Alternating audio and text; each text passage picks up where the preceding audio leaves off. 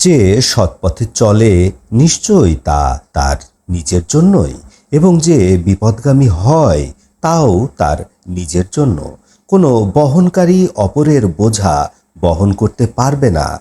রাসূল না পাঠানো পর্যন্ত আমি কোনো জাতিকে শাস্তি দেই না। যখন আমি কোনো জনপদকে ধ্বংস করতে ইচ্ছা করি তখন তাদের ঐশ্বর্যশালীদেরকে নেতা নির্বাচন করি, অতঃপর তথায় তারা বিপর্যয় সৃষ্টি করে। তখন উহার উপরে আমার শাস্তির বাণী অনিবার্য হয়ে পড়ে, অতঃপর আমি উহা সমূলে বিধ্বস্ত করি। নূহ এর পরে আমি কত জাতিকে ধ্বংস করেছি, এবং আপনার রব তার বান্দাদের অপরাধের বিষয় দেখা এবং খবর রাখার জন্য যথেষ্ট। যে দ্রুত কামনা করে আমি ইহকালে তাকে দ্রুত দান করে থাকি। আমি যা ইচ্ছা করি এবং যাকে ইচ্ছা করি। তারপরে আমি তার জন্য প্রস্তুত রাখি জাহান্নাম, উহার মধ্যে সে প্রবেশ করবে নিন্দিত এবং বিতাড়িত অবস্থায়।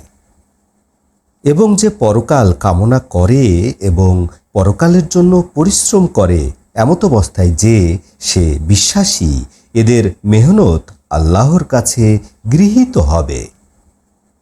আপনার রবের অনুদান হতে আমি সবাইকে বাড়িয়ে দেব, এদেরকেও এবং ওদেরকেও। আপনার রবের অনুদান কখনো নিষিদ্ধ হবে না।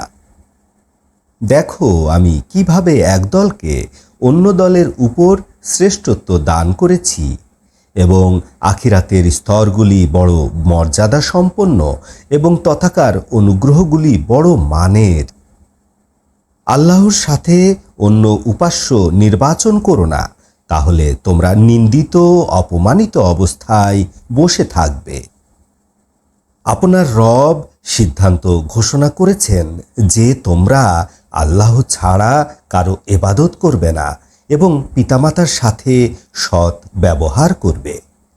তাদের দুজনের একজন অথবা উভয় যদি তোমাদের সামনে বার্ধক্যে উপনীত হয়, তবে তাদেরকে ঘৃণাসূচক কোনো কথা বলবে না, ধমক দেবে না, তাদের ক্ষেত্রে উত্তম বাক্য ব্যবহার করবে।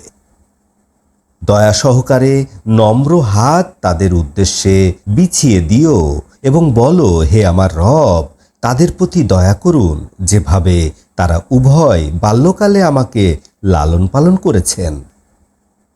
তোমাদের অন্তরে কি আছে তোমাদের রব তা ভালোই জানেন।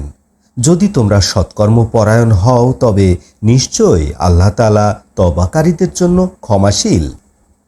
নিকটতম আত্মীয়দেরকে তাদের পাওনা দিয়ে দাও এবং মিসকিন এবং মুসাফিরদেরকেও তাদের পাওনা দিয়ে দাও, এবং কোনোভাবেই অপব্যয় করো না। নিশ্চয়ই অপব্যয়কারীরা শয়তানের ভাই, এবং শয়তান চিরতরে তার রবের অকৃতজ্ঞ। যদি তাদের থেকে তোমার মুখ ফেরাতে হয়, তুমি তোমার রবের নিকট হতে যে রহমতের আশা করছো তার অনুসন্ধানে, তবে তাদের উদ্দেশ্যে তুমি নম্রতা অবলম্বন করে কথা বলো। আপনার হাত আপনি গলার সাথে বেঁধে রাখবেন না এবং সম্পূর্ণ বিস্তার করেও দিবেন না, তাহলে আপনি অপদস্থ অক্ষম অবস্থায় বসে পড়বেন। নিশ্চয়ই আপনার রব যাকে ইচ্ছা করেন জীবিকা বাড়িয়ে দেন, যাকে ইচ্ছা কমিয়ে দেন। নিশ্চয় তিনি সর্বক্ষণ তার বান্দাদের খবর রাখেন এবং দেখেন।